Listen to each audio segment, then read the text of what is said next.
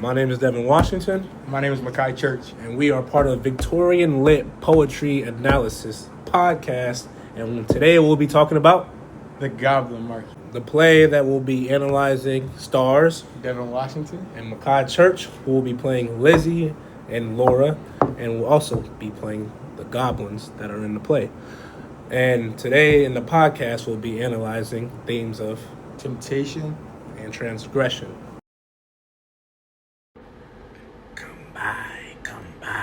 Come buy our orchard fruits. Apples and quinces, lemons and oranges, melons and raspberries, bloom down, cheeked peaches, wild freeborn cranberries, apples, blackberries, apricots, strawberries, all ripe together. Hey, I'm not gonna lie, that clip was pretty freaky. That goblin was on something. So, chat, what you think? Yeah, it was crazy, bro. The goblins, talking about the fruits come by, and then they had all different assortment of different fruits. Yeah, about crazy. 25 fruits I ain't never heard of. So what do you think those fruits resemble though? Like lust and like different temptations of like different people. Like it depends on like what your ideal temptation is. Like it could be like substance abuse, or it could be like lust. I feel like it depends on like what you're kind of struggling with. Like these fruits ain't nothing you can get from Costco or something like that. Like, these fruits one of a kind. I'm thinking the fruits are resembling that drugs, if anything. Yeah, that makes sense. I don't know. I could be foreshadowing. I could be predicting. I don't know what's gonna happen next. But I am saying that these fruits are not healthy because ain't nobody gonna be saying come by in that type of manner. Yeah, I agree, bro. Yeah. We gonna see them. We gonna see. We gonna check out. Let's go to the next scene. Figs to fill your mouth, citrus from the south, sweet to the tongue, sound to the eyes. Come by, come by. Seriously, come by. Lizzie, do not look at the goblin men. Do not buy their fruit. We don't know where they came from, and we don't know what they'll do. Did you hear that? They said come by, come by. Their offer shall not charm us. Those fruits indeed will harm us. So let's unpack that scene there. We have our two main characters, Lizzie and Laura. I'm liking Lizzie a little bit more than Laura right now. Laura seems like she's starting to give in temptation, even though she's the one that says, "Don't look, Lizzie, don't look." I still feel like she still wants to look though. Yeah, I probably would buy the fruits. Honestly, the way they keep talking, like you said, they keep saying come by, I would just have to try it. That's what I'm saying. Wait, try it. I didn't say all that. I was invested, but I was trying. I would have to try You it. said you had another question? Yeah, honestly, my second question is, how much do you think like the fruits would cost, or like, do you think there's actually a price, or is it like your soul is the price? I think when they say come by, I think that's a play on words as come by, as in come by, as in come by, so they can also influence you to get that, right. Make a compromise. So even if I didn't have any money, I feel like these goblins are so thirsty that they're willing to make anything work. So it could be a piece of my soul, because that's what you do when you're dealing with things such as substance abuse and sinning. You're taking a part of your soul. I agree, bro. Yeah, so. Come by, come by. You know you want to try. These fruits will not kill you. I promise you will not die. Goblin, those fruits do look enticing, but I have no coin in my purse. I have no silver, and all my gold is gone. Come by, come by. All you need is a golden curl. That's all you need to have these delicious fruits. Come by, come by. My golden curl? If you say so. Here you go. Fruit!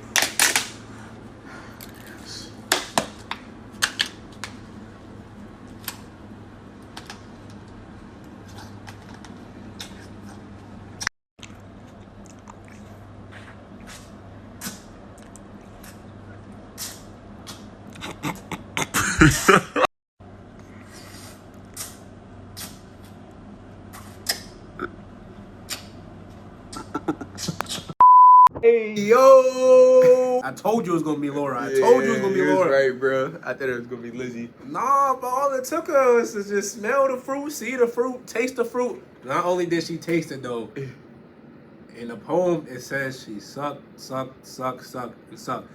I said this. It says it's supposed to be a children's poem, but don't you think that's a little bit hypersexualized? Yeah, I would agree. And then we can kind of see it in the play as well, how she just like indulges in the fruits. It's like she just can't get enough of it. And I feel like that kind of plays into like sin, and then like once you try your sin, like you're addicted to it. Like you got to keep going back. Like you said, it ties into like substance abuse. And like once you like get addicted and hooked to something, you got to keep going back and back. Like she had 4 different types of fruits. It was actually insane. And you also asked me a question earlier, what does that fruit cost? And now that we've seen that scene, does that answer reside with you? Yeah, it was kind of crazy. Like he didn't ask for any money, any silver. He wanted a piece of her. And I feel like that's really that's a like clear representation of like her giving her piece of her soul, or like a piece of her body just to attain like a small moment of happiness. And that was kind of crazy, bro. Let's get to the next scene. Oh my God. Those fruits tasted so good. I'm starting to feel sick.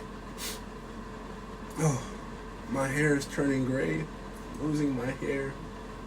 All I can think about is the fruits way back all the way over there. It's day, but I can wait till night to go back to the goblins and get more fruit tonight.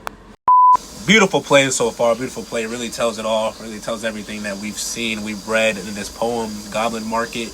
And now we see Laura here, Laura in distress. What do you see with Laura? What's wrong with her? What's going on with her, Makai? It seems that she's getting sick. Her hair is starting to fall out. It's turning gray. And I feel like that's just due to her falling to temptation and allowing it to take over. We obviously seen earlier that she's willing to pay any cost.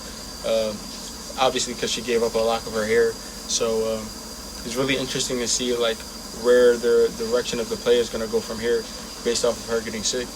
Yeah, and I'm also thinking about how can we tie this into the spiritual realm.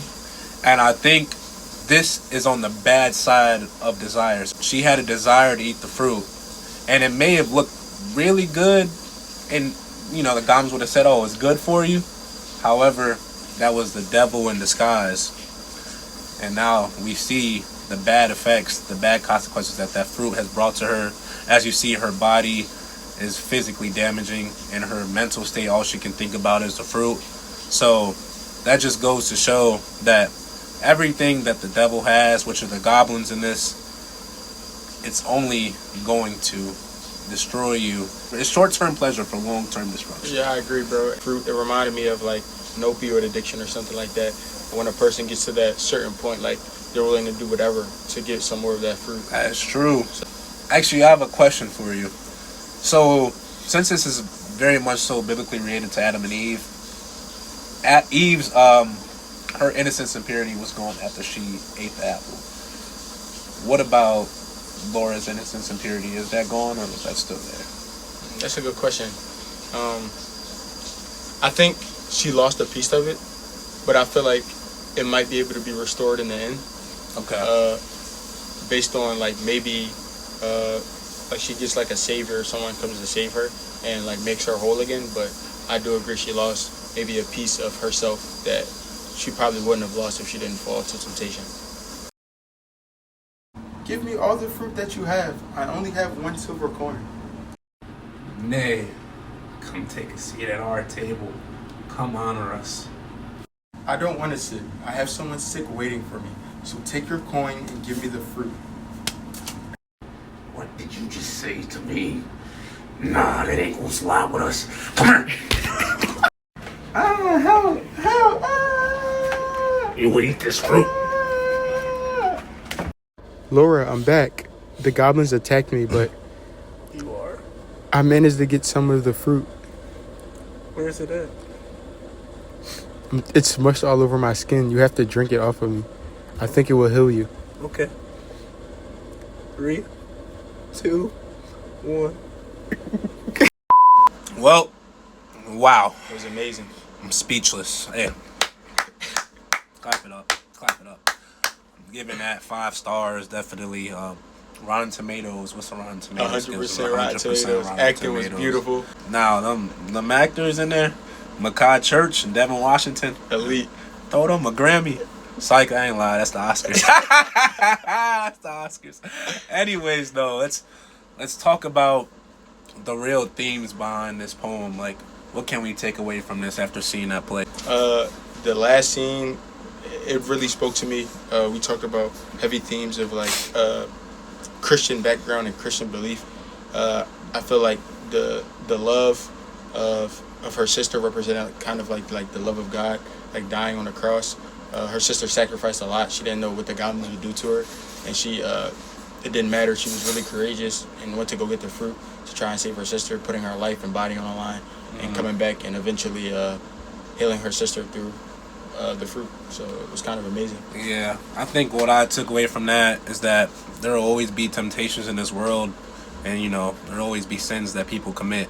It's a rather of how will you be saved when you go down that path, that whole, whether it be substance addiction or sexual desires that was in here. How will you find God's light, God's salvation, which is love here from her sister? And I think that's what I took away from this. Anything? Yeah, I agree. You agree? All right, y'all. I thank y'all for listening in for a podcast / a little bit of review of the play, Gama's Market. Hope y'all enjoyed this. Stay tuned for the next podcast. D-Wash out. Church out. I know it 'cause I'm